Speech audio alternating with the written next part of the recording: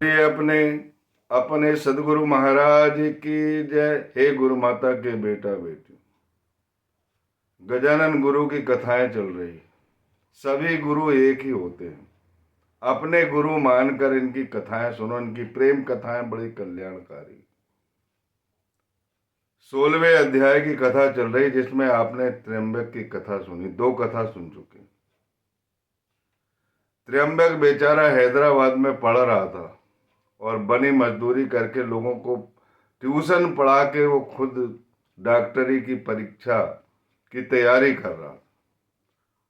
उसके मन में जब वो अकोला वापिस आया तो उसके मन में ये आया कि मैं गजानन महाराज को उनको रुचिकर भोजन क्यों ना दूं। वो चाहता था कि माखन लगी रोटी, चटनी, प्याज और हरी मिर्च, ऐसा स्वादिष्ट भोजन जो गजानन महाराज हमेशा करते थे, भाकरी खाते थे। और उसके मन में ये आया था कि मैं किसी तरह ये भोग गजानन महाराज को देना चाहता हूं, लेकिन मेरी मनोकामना पूर्ण कौन करे। लेकिन गजानन महाराज की कृपा जिनके पर हो जाती है तो उसके सारे काम बन जाते हैं। केवल प्रेम और भक्ति बढ़ाने की जरूरत रहती है। वह बेचारा बचपन से ही गजानन महाराज का स्तवन कर रहा था, उनके स्तोत्र को पढ़ रहा था। माता से पूजा भक्ति प्राप्त हुई थी, लेकिन माता नहीं होने के कारण वह भोग जड़ा नहीं पा रहा था। और वो सोच रहा था कि मैं अकोला आया हूं और ये शुभ घड़ी आई है और ये भोग मैं चढ़ाना चाहता हूं। किसी तरह गजानन महाराज की कृपा से उसकी नानी बाई, जो उनकी भाभी थी, जो तेज स्वभाव की थी, उनको प्रेरणा देकर गजानन महाराज ने अपना पाथे बुलवा लिया। और चौथे पहर में उन्होंने भोजन किया। देखिए यहां पर कितना प्रेम रहता भक्तों से। शाही भोजन को ठुकरा दिया, सब थाली एक तरफ कर दिया। लेकिन जहां प्रेम और भक्ति रहती है वहां पर सदगुरु प्रसन्न रहते, और सदगुरु प्रसन्न रहते तो श्री हरि प्रसन्न रहते। आत्मज्ञानी सदगुरु ही आपको श्री हरि से मिलाएंगे, और श्री हरि और आत्मज्ञानी संत और आप त्रिदेव हो जाएंगे। जिस जब अज्ञानता का अंधेरा हटेगा और प्रकाश में आएंगे, ज्ञान में आएंगे, तो आप समझना कि आप आध्यात्मिक पथ की ओर आ रहे हैं। अनिष्ट कभी नहीं होगा आपके साथ। ऐसी ही एक कथा और आपको सुनाता हूं। कर्म गति टाले नहीं टलती, लेकिन जहां सदगुरु की आराधना होती है, सदगुरु से प्रेम होता है, सदगुरु को विशुद्ध अंतःकरण मन से जहां चाहा जाता है, उस चाहत के वो गुलाम होते हैं। हे बेटा बेटी, देखिए जरा आगे की कथा। तुकाराम सैगोकर बेचारा छोटा सा किसान, सुबह से अपनी किसानी में करता था और शाम के वक्त आता था तो गजानन महाराज की सेवा करता था। घंटों गजानन महाराज के पास बैठे रहता था और हाथ जोड़कर उनका स्तवन करता था, उनका ध्यान करता था, मनन करता था। यह क्रम कई दिन तक चलता रहा, लेकिन कर्म गति टाले नहीं टलती वह घटना देखे। खेत में वो काम कर रहा था। एक शिकारी उस खेत में पहुंचा शिकार करने के लिए। खरगोश आते रहते हैं, तो एक खरगोश उसे दिखाई दिया और खरगोश की सीध में तुकाराम सेगांवकर अपने काम में लीन था। और वो बंदूक, उसकी पीठ पर बंदूक रहती है, बंदूक निकालता है और बंदूक का निशाना लगाता है। छर्रे से तो खरगोश की मृत्यु तो हो जाती है, लेकिन एक छर्रा, जो बारीक छर्रा होता है, एक छर्रा तुकाराम सैडोकर के कान में प्रविष्ट हो जाता है और इंटरनल ईयर में पहुंच जाता है। कान के 2 भाग होते हैं, बाह्य कर्ण और अंतःकरण। अंतःकरण मस्तिष्क से जुड़ा रहता है। पर्दा फोड़ के वो अंदर चला जाता है। उसके बाद उस छर्रे को निकालने के लिए बहुत सी दवाइयां की गई, लेकिन निकला नहीं। बहुत परेशान रहा, उसके मस्तिष्क में दर्द होने लगा। अनिद्रा की उसे बीमारी हो गई और चिंतन करने लगा गजानन महाराज का, लेकिन चिंतन करता रहता था। जब भी उसको खाली टाइम मिलता था और जो दर्द होता था कान में, गजानन महाराज का स्तवन करते करते उसे बहुत समय व्यतीत हो गया। झाड़ फूक कराए, वैद कराए, सब कुछ कराए, बहुत परेशानी हुई, लेकिन वो छर्रा नहीं निकला। कहते हैं कि उनके पिताजी गजानन महाराज की सेवा करते थे, लेकिन उनका स्वभाव थोड़ा स्वार्थी स्वभाव था, दाम्भिक प्रवृत्ति थी। बगैर स्वार्थ के आज भी लोग पूजा नहीं करते, लेकिन स्वार्थी भाव नहीं रखना चाहिए। अपने सदगुरु को अपनी स्थिति सब कुछ मालूम रहती, वो अपना मनोदय जानते हैं और अभ्युदय भी करना चाहते हैं, ज्ञानोदय भी करना चाहते हैं। वो सब कुछ जानते हैं। जैसे माता शिशु के बारे में जानती, वैसे ही सदगुरु माता अपने बच्चे के बारे में जानती, अपने भक्त के बारे में जानती, अपने दास के बारे में जानती। किसी ने उन्हें कहा कि गजानन महाराज का वो मठ साफ किया करते थे उनके पिताजी, और तुकाराम सहगोकर को भी मठ साफ करना चाहिए। तो बेचारा सुबह उठता, गजानन महाराज का स्तवन करता, कान की पीड़ा चलते रहती है, लेकिन वो रोज गजानन महाराज का जो मठ है वो हमेशा साफ रखता था, उनके लिए चिलम तैयार करता था, उनके लिए पानी गर्म करता था, उनकी सारी सेवा सुसरा करने के बाद खेत जाता था। खेत में जितना बनता था उतना काम करता था। पीड़ा होने के कारण व्याकुल रहता था, व्यथित रहता था, चिंतित रहता था कि मेरा क्या होगा। हे गजानन महाराज, इस काल गति को टालो, ये मेरे पूर्व जन्म का पाप है, कोई ऐसा रह गया है शेष जिसके कारण मैं ये भुगत रहा हूं।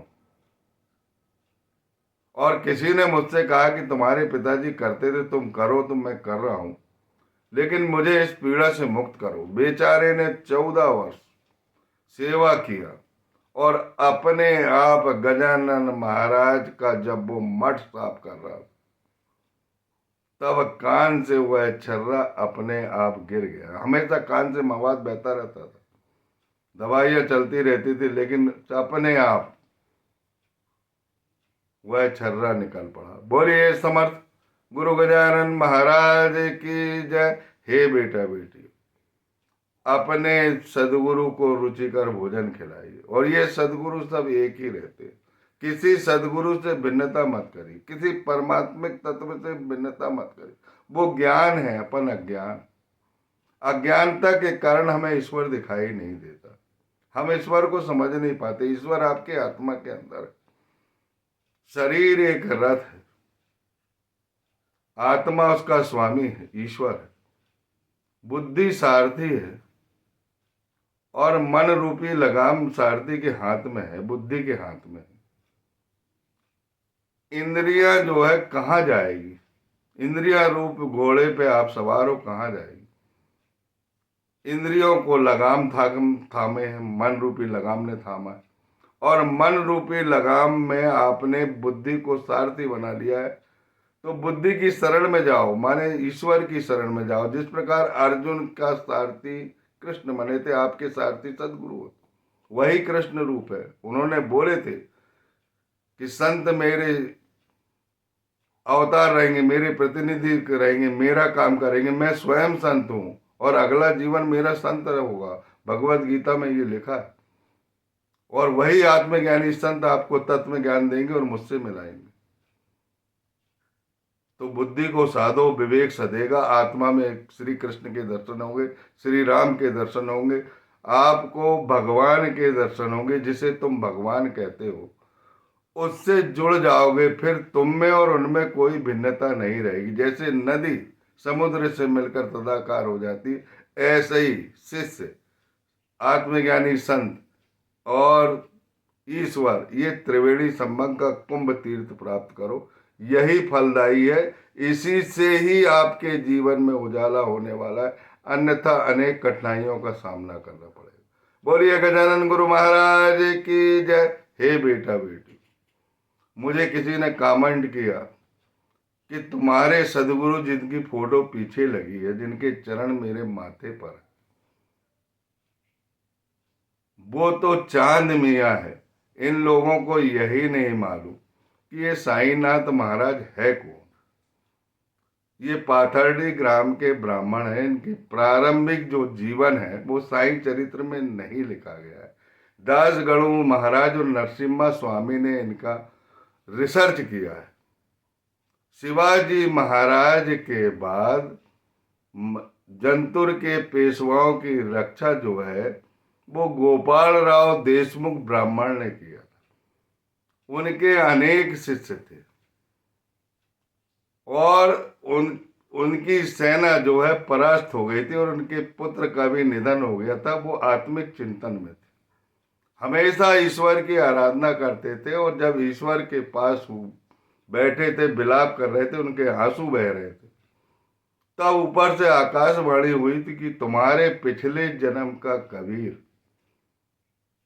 तुम्हें एक फकीर महिला सौंपेगी, तुम्हें उसे अपना शिष्य बनाना है।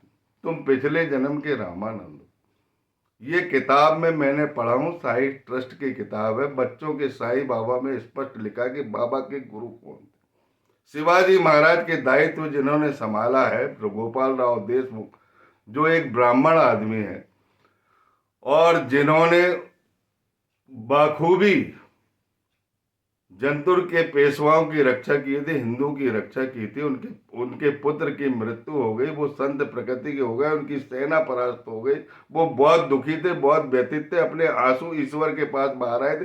तब आकाशवाणी हुई थी कि तुम पिछले जन्म के रामानंद हो और तुम्हारा शिष्य कबीर तुम्हें मिलने वाला है और एक महिला लाकर आपको देगी।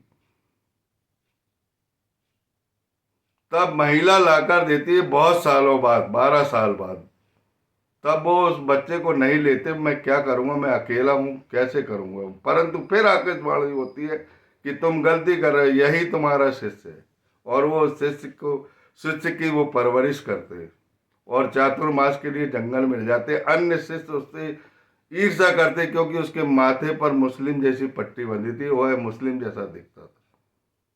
जिस ईंट से प्रहार किए थे वो ईंट वो शिष्य पे ना लगकर गुरु के शिष्य पे लग गई, क्योंकि गुरु माता अपने शिष्य को बचाती है। अपना जान सर्वस्व निछावर करके गुरु माता किसी भी तरह अपने शिष्य को बचाती।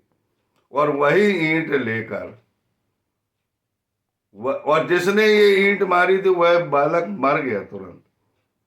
वही ईंट उस बालक ने रखा और गोदी में लिया गोपाल राव देशमुख ने और गोदावरी के किनारे पर गाय का 3 लोटा दूध, काली गाय का 3 लोटा दूध पिलाकर अपनी शक्तियां हस्तांतरित की गई।